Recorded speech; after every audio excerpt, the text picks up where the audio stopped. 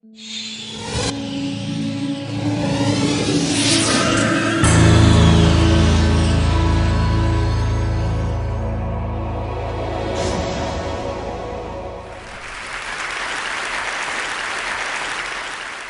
you know that we have 1.4 million cellular radio masts deployed worldwide? And these are base stations. And we also have more than 5 billion of these devices here. These are cellular mobile phones. And with these mobile phones, we transmit more than 600 terabytes of data every month. This is a 6 with 14 zeros, a very large number. And wireless communications has become a utility like electricity and water. We use it every day. We use it in our everyday life, in our private lives, in our business lives. And we even have to be asked sometimes very kindly to switch off the mobile phone at events like this, for good reasons. It is this importance that why I decided to look into the issues that this technology has, because it's so fundamental to our lives. And one of the issues is capacity. The way we transmit wireless data is using electromagnetic waves, in particular radio waves. And radio waves are limited. They are scarce, they are expensive, and we only have a certain range of it. It is this limitation that doesn't cope with the demand of wireless data transmission, the number of bytes and data we transmit every month. And we are simply running out of spectrum. There's another problem. That is efficiency. These 1.4 million cellular radio masts or base stations consume a lot of energy.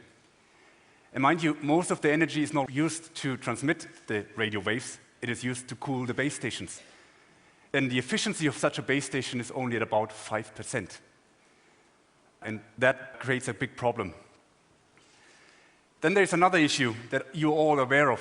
You have to switch off your mobile phones during flights. In hospitals, there are security issues. And security is another issue. These radio waves penetrate through walls. They can be intercepted, and somebody can make use of your network if he has bad intentions. So these are the main 4 issues. But on the other hand, we have 14 billion of these light bulbs. Light. And light is part of the electromagnetic spectrum. So let's look at this in the context of the entire electromagnetic spectrum, where we have gamma rays. You don't want to get close to gamma rays, it's simply dangerous. X-rays, useful when you go to hospitals. Then there's ultraviolet light. It's good for nice suntan, but otherwise dangerous for the human body. Infrared is due to eye safety regulations, can be only used with low powers. And then we have the radio waves, the issues I've just mentioned. And in the middle there, we have this visible light spectrum. It's light. And light has been around for many millions of years. And in fact, it has created us, it has created life, has created all the stuff of life. So it's inherently safe to use. It wouldn't be great to use that for wireless communications. Not only that, I compared the entire spectrum. I compared the radio waves spectrum, the size of it, with the size of the visible light spectrum. And guess what? We have 10,000 times more of that spectrum, which is there for us to use.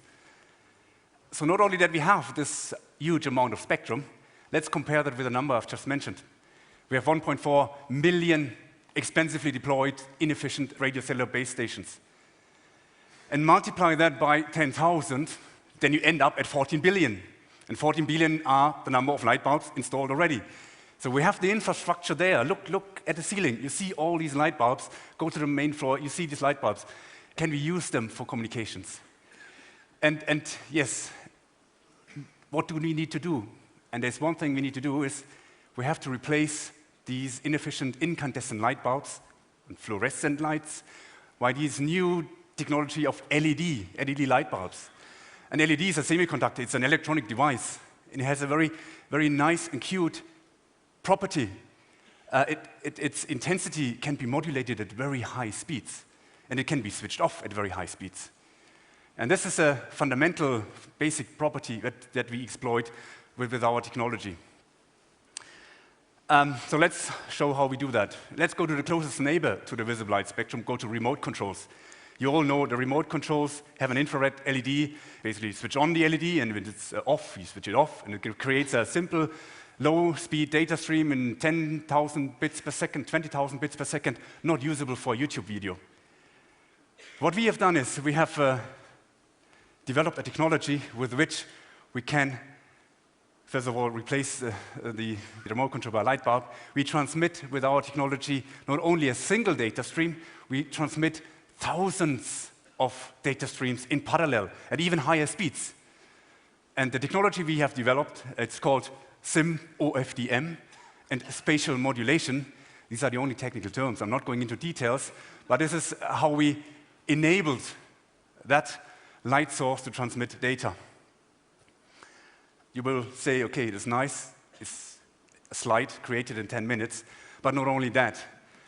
What we've done is we have also developed a demonstrator. And I'm showing for the first time in public this visible light demonstrator.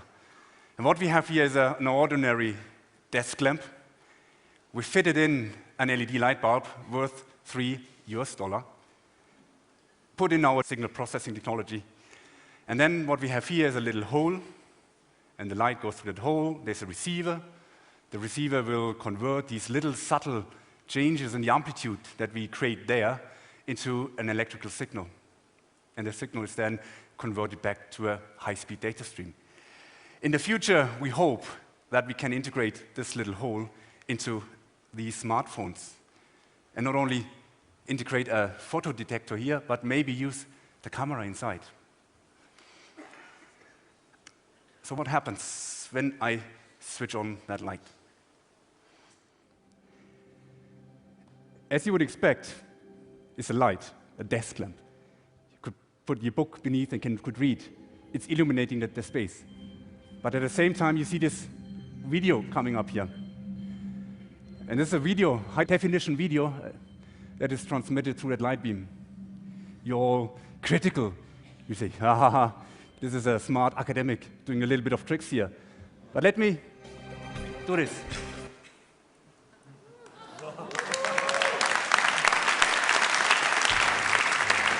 Once again, still don't believe? It is this light that transmits this high-definition video, this bit stream. And if you look at the light, it is illuminating as you would expect. You don't notice with your human eye, you don't notice the subtle changes in the amplitude that we impress onto this light bulb.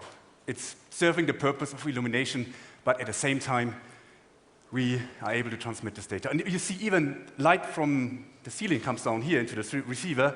It can ignore that constant light because all the receiver is interested in these subtle changes. You also have critical question now and saying, okay, do I have to have the light on all the time to have this working? And the answer is yes, but you can dim down the light to a level that it appears to be off, and you are still able to transmit data. That's possible. So I've mentioned to you the 4 challenges. Capacity. We have 10,000 times more spectrum, 10,000 times more LEDs installed already, infrastructure there. You would agree with me, hopefully, there's no issue of capacity anymore. Efficiency. This is data through illumination. It's first of all, an illumination device. And if you do the energy budget, the data transmission comes for free. Highly energy efficient. I don't mention the high energy efficiency of these LED light bulbs. If the whole world would deploy them, you would save hundreds of power plants. That's aside. And then I've mentioned the availability. You will agree with me that you have lights in a hospital. You need to see what to do. You have lights in an aircraft. So it's everywhere where there is light. Look around, everywhere. Look at your smartphone. It has a flashlight, an LED flashlight. These are potential sources for high-speed data transmission. And then there's security. You would agree with me that light doesn't penetrate through walls. So no one, if I have a light here, I have secure data, no one on the other side of this room through that wall would be able to read that data. And there's only data where there is light. So if I don't want that receiver to receive that data, then what I could do, turn it away. So the data goes in that direction, not there anymore. Now, in fact, see where the data is going to. So, for me, the applications of it, to me, are beyond imagination at the moment. We have had a century of very nice, smart application developers. And you only have to notice where we have light, there is potential way to transmit data. But I can give you a few examples where you may see the impact already now. This is remote-operated vehicles beneath the oceans, and they use light to illuminate the space down there. And this light can be used to transmit wireless data, that these things communicate with each other. Intrinsically safe environments, like this petrochemical plant, you can't use RF, which might generate antenna sparks, but you can use light. You see plenty of light there. In hospitals, for new medical instruments. In streets, for traffic control. Cars have LED-based headlights, LED-based backlights, and cars can communicate with each other and preventing accidents in a way that they exchange information. And traffic lights can communicate to the car, and so on. And then you have these millions of street lamps deployed around the world. And every street lamp could be a free access point. We call it, in fact, Li-Fi, light fidelity. And then we have these aircraft cabins. There are hundreds of lights in an aircraft cabin. And each of these lights could be the potential transmitter of wireless data. So you could enjoy your most favorite TED video on your long-haul flight back home, online, live. So that is a vision that I think is possible. So, all what we need to do is to fit a small microchip to every potential illumination device. And this would then combine two basic functionalities, illumination and wireless data transmission. And it's this symbiosis that I would personally believe could solve the four essential problems that faces us in wireless communication these days. And in the future, you will not only have 14 billion light bulbs, you may have 14 billion Li-Fis deployed worldwide for a cleaner, a greener, and even a brighter future. Thank you.